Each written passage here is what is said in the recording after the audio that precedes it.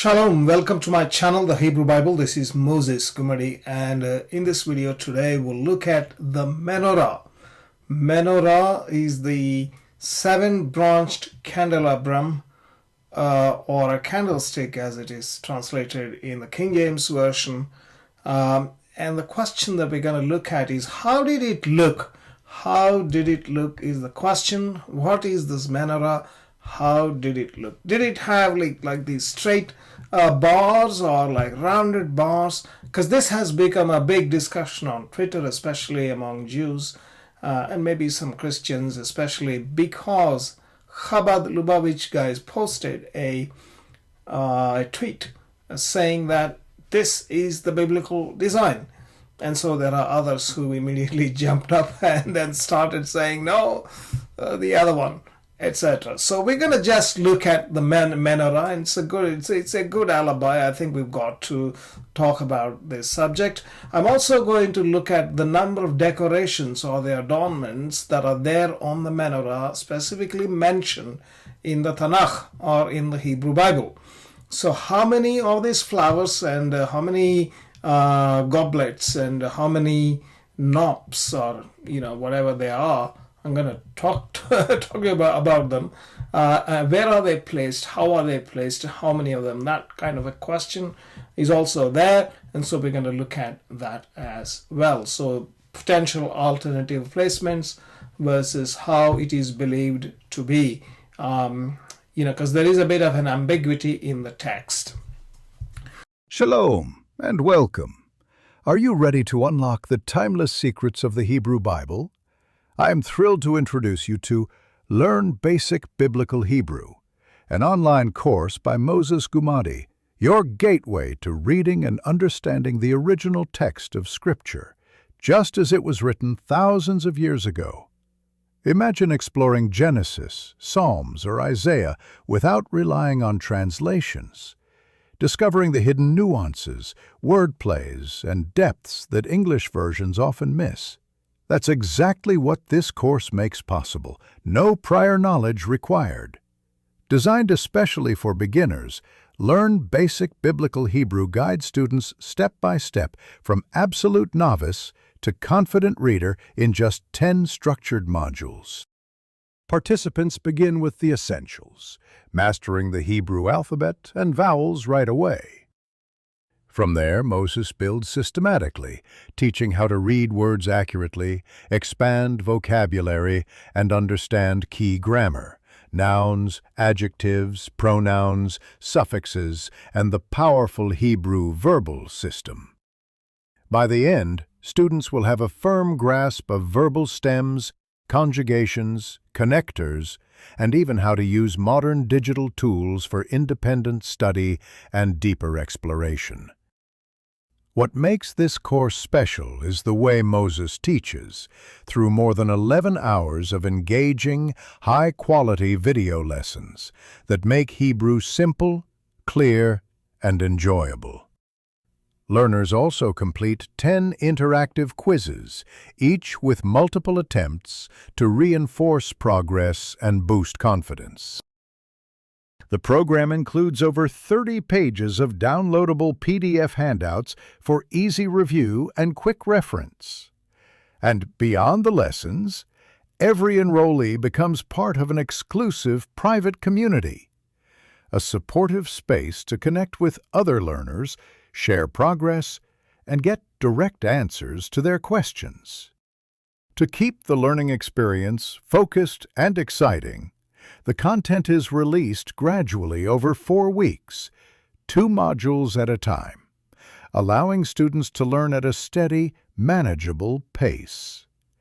Each participant enjoys 12 full months of access, making it easy to revisit and review any lesson anytime. Learn Basic Biblical Hebrew, an online course by Moses Gumadi, offers a rare opportunity to engage directly with the sacred text in its original language and to experience the Scriptures as they were meant to be read. Enrollment is open now.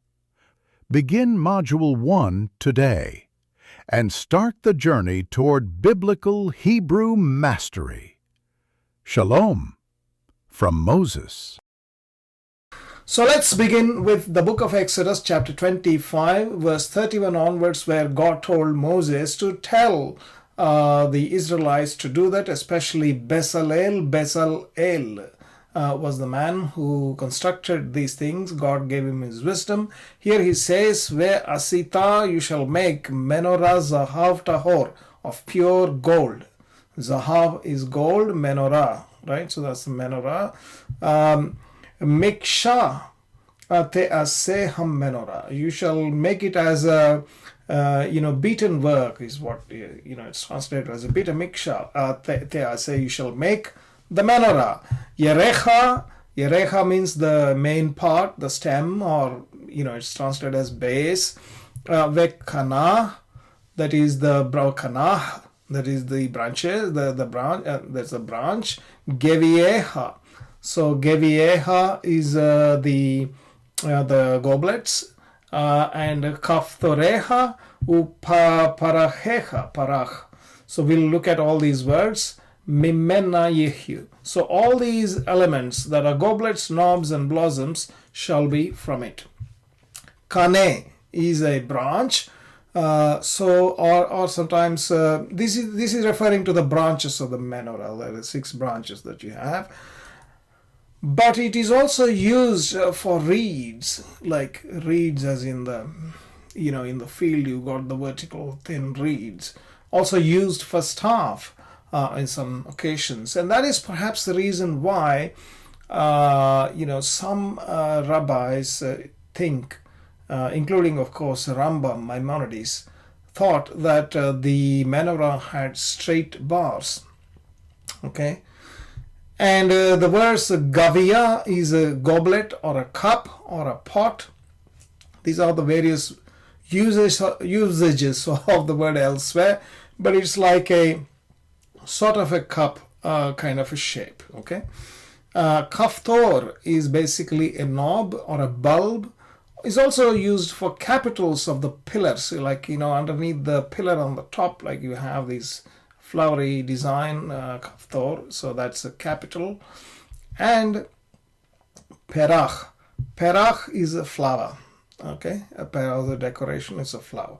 So these are the 4 things. Basically, the kana is the branches, and these 3 decorations are what are mentioned, including the number of them, and it's a very interesting one. In fact, I'm sure it has an esoteric meaning as to why so many items are there and why not the other number, etc. One of the things that we can really see is that there is a number 22 mentioned, which refers to the 22 alphabet. Okay, that's a very interesting thing. Now, this is the design that is thought to be, when I say the design, I'm talking about the placement of these things. Okay, Gavia, there are 22 Gavia, so you have these 3 in every branch, 7 branches, 7 3 is 21, plus 1 below. And that's a 22. Because the text specifically says that in the menorah there are 4, but on the branches there are 3. And so that makes the number 22. So that refers to the 22 alphabet of the Hebrew alphabet, basically. Kaftor, these round goblets. No, these are the goblets. These are like knobs. This is translated as knobs. These are thought to be 11. They're actually 1 each on these 6 for sure. Okay, and there are specifically these 3 mentioned, but the other ones are implied and so taken to be 11. Okay, so we'll look at the text, you'll understand. And the flowers are supposed to be 9. Again, the 6 on the top for the 6 branches are explicitly mentioned, but the number of flowers on the central branch are like it's a guesswork from the text. Okay, so this is the same version, same placement, with the straight branches. Why, we don't know. I mean, the one of the word kana, so kane, could be straight. But again, we'll revisit this question whether there was circular, because there is archaeological evidence for this one. But could there have been something like this? Is something we'll look at shortly, later on at the end.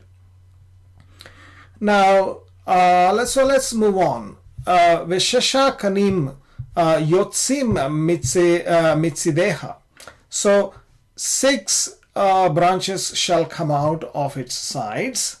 Shalosha kene menorah mitzidaha achad. 3 kane, the 3 kane. So 3 branches shall come from one side. Ushalosha kene menorah mitzidah hashani.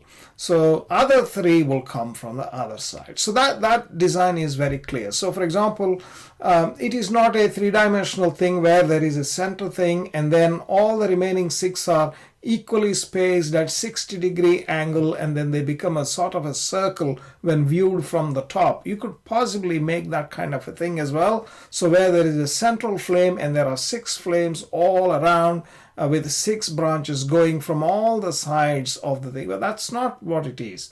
It is basically 3 things going on from one side, 3 things going on from the other side, and therefore it is a flat 2-dimensional rather than the 3-dimensional. Okay.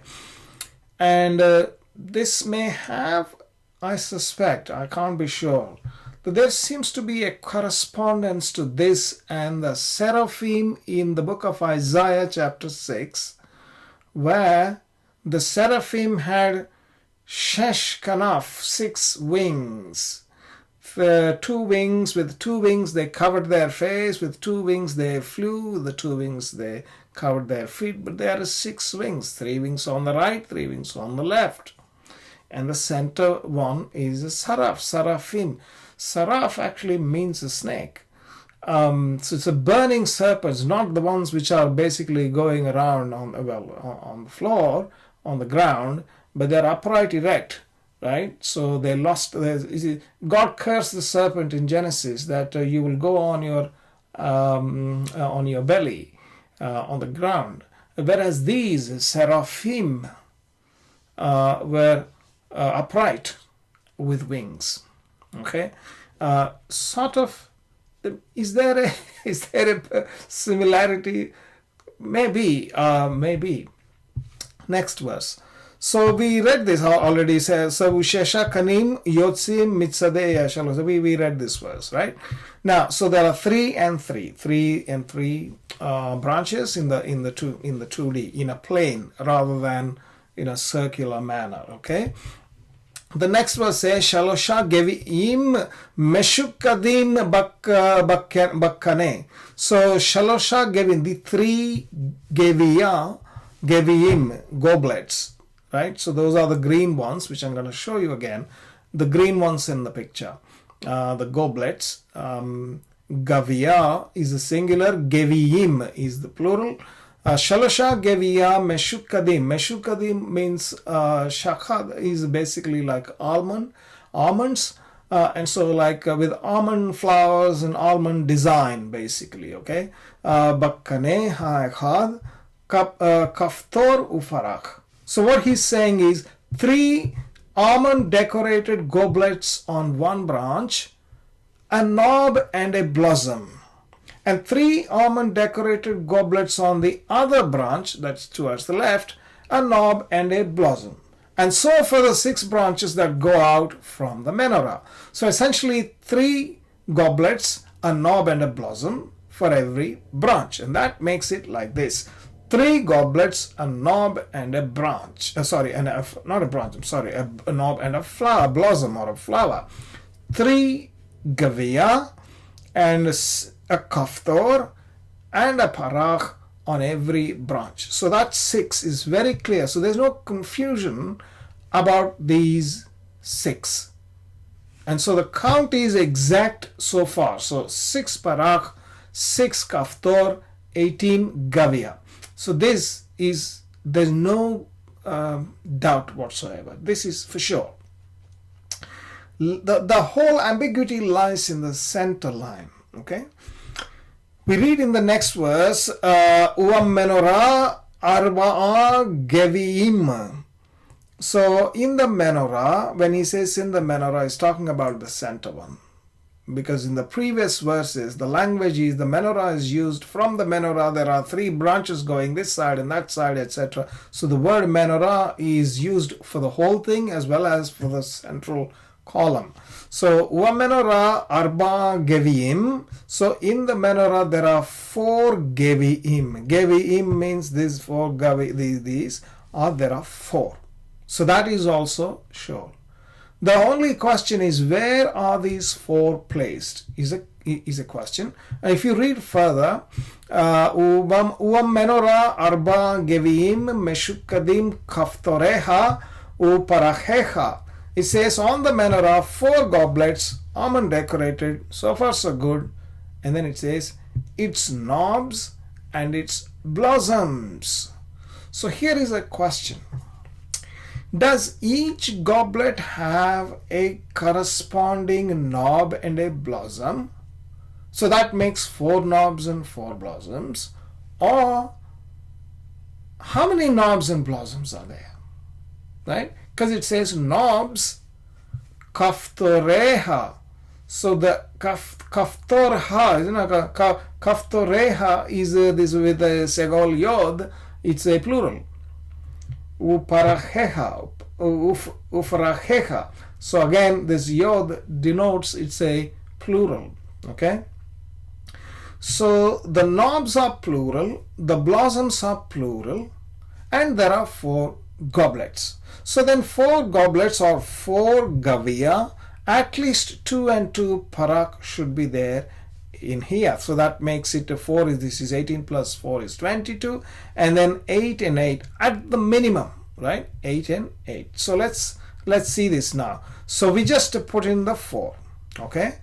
But we need to understand where are these parak and kaftor there, because they need to be plural, each of them. How will we place? The reason I place these 3 here and this one here, because there is a pattern. So there are 3 and that and that. There are 3, I put it here just to match the pattern with the rest of them. Okay, so that's a fair assumption, but it's an assumption, but that's a fair assumption because the text doesn't say.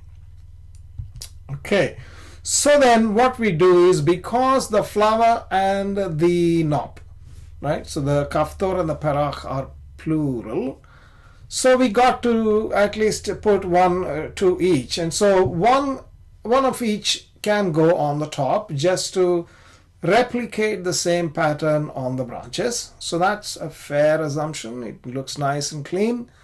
And since we have another flower and another knob need to be added in order to account for the plurality, we could put them on top of the gavia, which is already there, because there need to be 4. So I think that's a fair thing.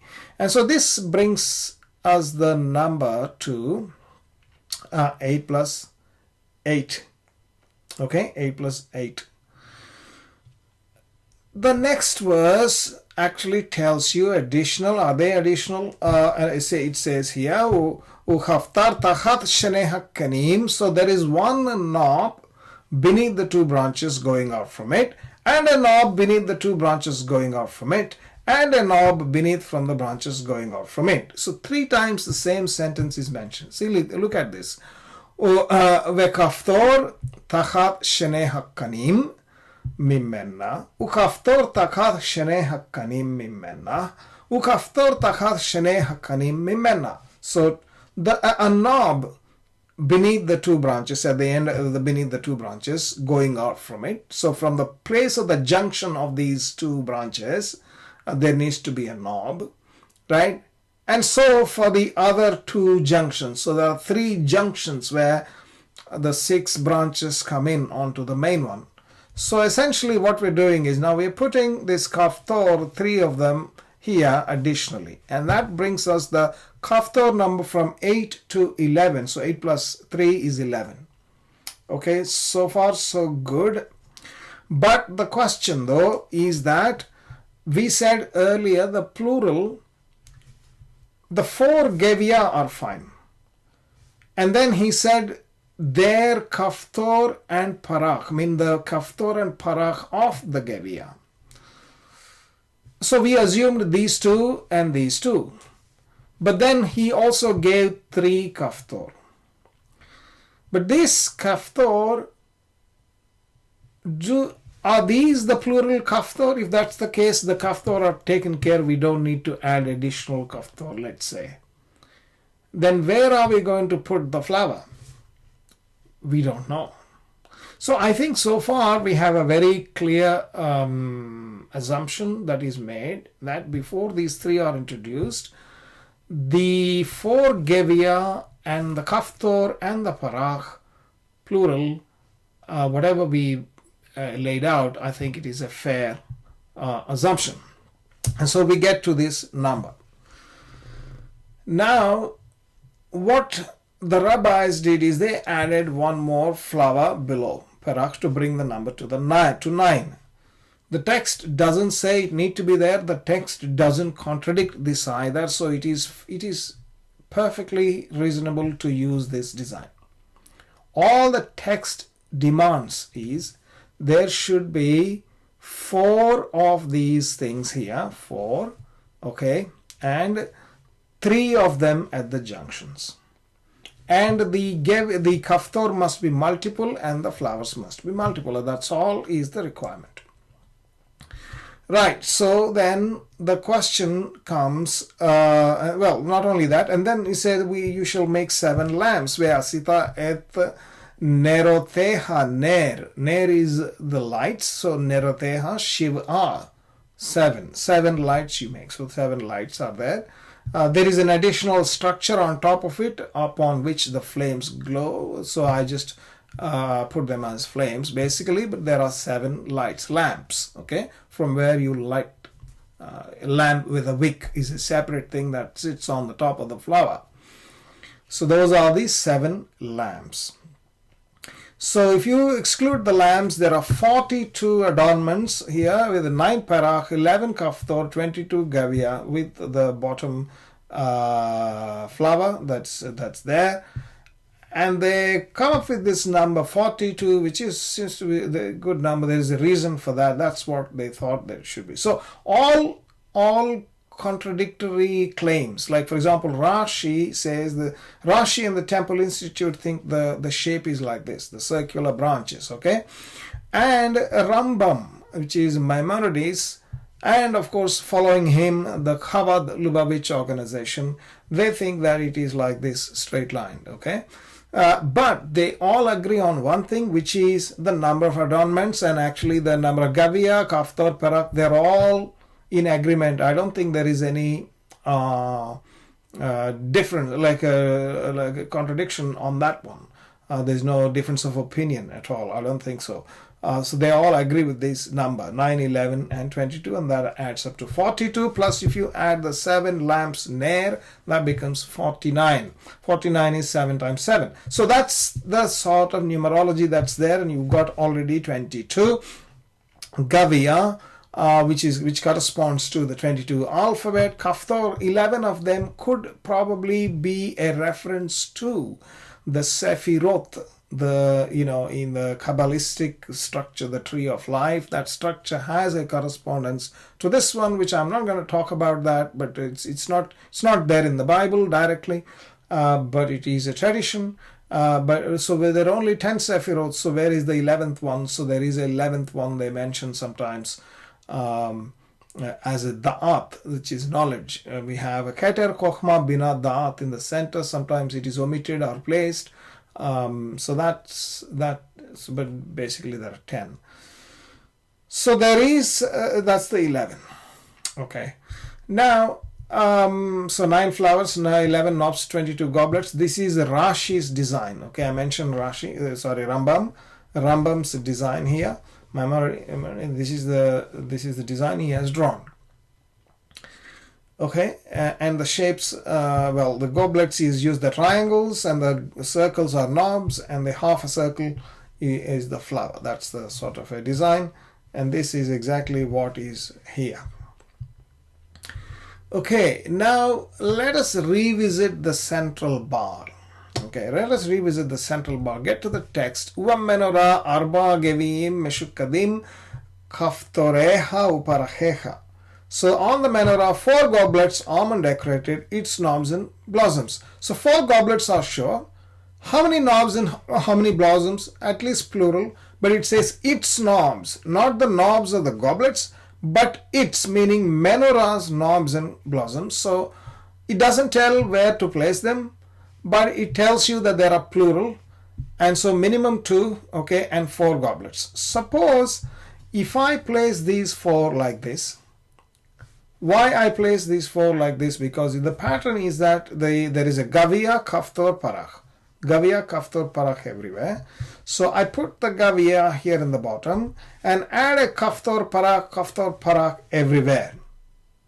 Okay? So this satisfies 4 goblets, its knobs and blossoms, because it doesn't tell how many knobs and blossoms are there or Kaftor, Parach are there. We put them in the same pattern as like in these 3. Let's say we do that. Okay? Now, the question then is how many have become? So 10 and 10, 10 and 10. This 10, of course, can mean these correspond to the 10 Sephiroth. Okay, so the 10 Sephiroth and the 22 alphabet. This actually in the book called Sefer Yetzirah, it mentions there are by 32 paths God has created the world. It says very beautifully, it begins, and then it says to 10 Sephiroth and 22 alphabet. So 10 Sephiroth, 22 alphabet is what they say. Well, this matches. So what I have done is I put the Gavia here, but I added the Kaftor Parach to suit the text, say its knobs and its blossoms, and that brings us to 10 and 10.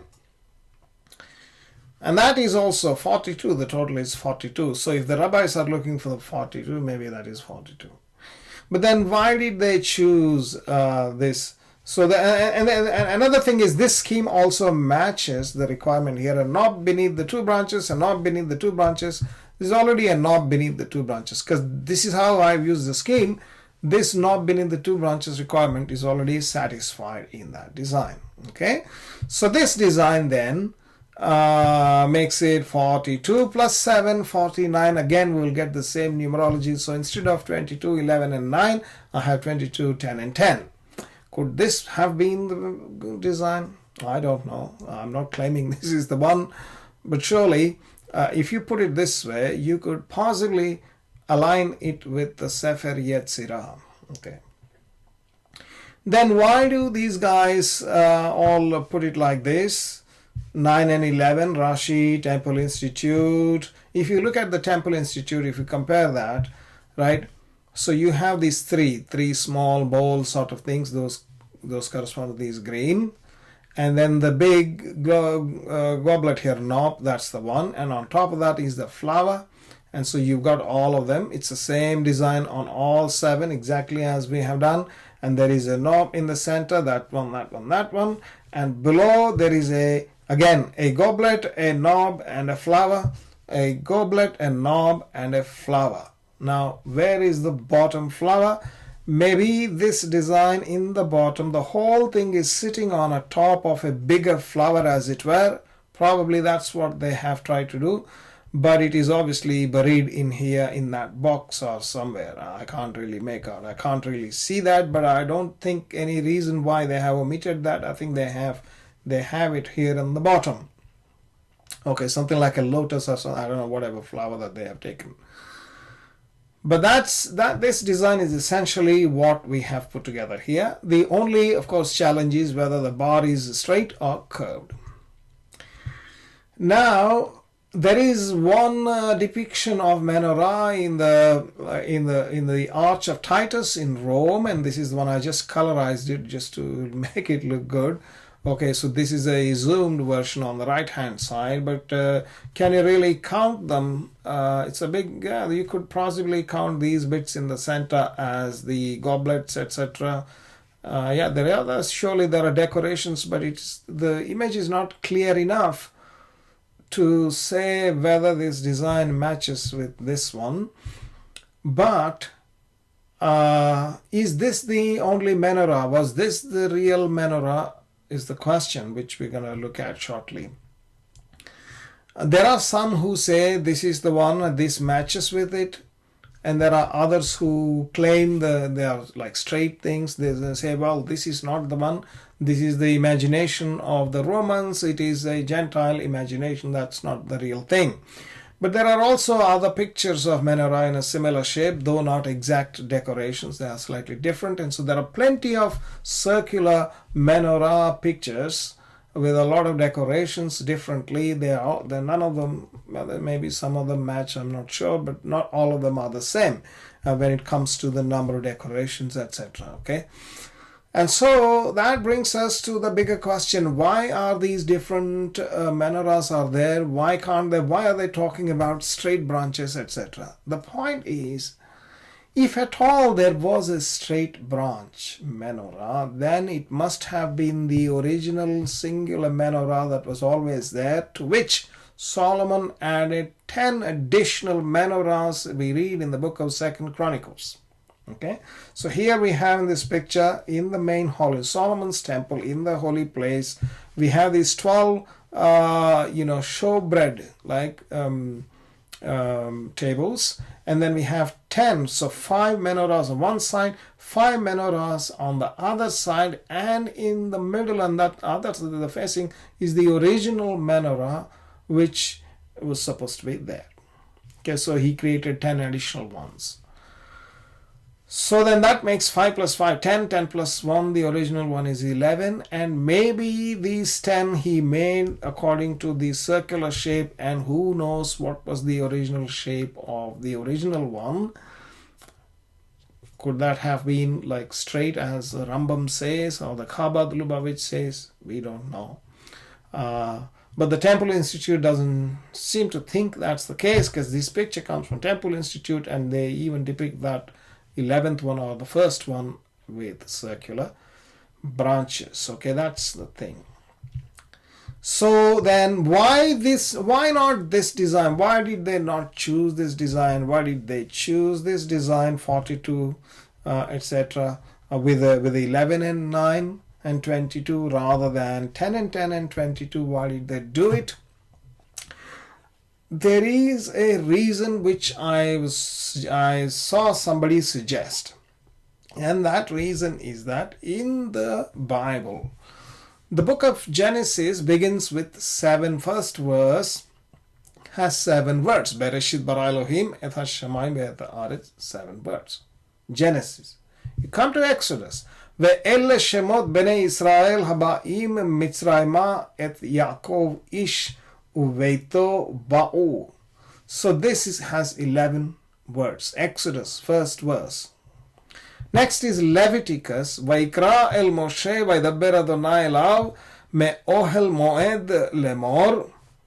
That has 9 words. Excuse me. And then we come to the book of Numbers, right? Bemidbar, vaydaber Adonai el Moshe bemidbar Sinai be'ohel moed be'echad lachodesh hashani b'shana hashanit letzetham me'eretz Mitzrayim lemor. 17 words. You can stop and count the words. I mean, I have counted. Okay, 17. And then finally Deuteronomy in the Torah. So there are 5 boxes here, 5 books. Ele had devarim asher diber Moshe el kol Israel ba'ever hayarden b'midbar ba'arava mol suf beit paran ubeit tofel velavan v'hatzerot v'di zahav. So this verse has 22 words. So we find the 7, 9 and 11 and 22, all 4 of them in this picture. 7, 9, 11, 22. Okay, so that's the number of words in the book of Genesis, Exodus, Leviticus and Deuteronomy. But what about the numbers? Where is 17 gone? Well, there's no 17 here, of course. Maybe there is some other meaning. You can arrive at 17 by, say, for example, you sum 22 and 9, which is like 31 minus you do whatever, and then you get this 17. You can manipulate these 4 numbers to get the 17. You get it. I'm sure. I've checked it. Right, so that's about the Menorah. Thank you for watching. Please do like the video. Click the bell icon, subscribe to my channel, and comment below, and I will see you again with another video as soon as I can. Thank you very much.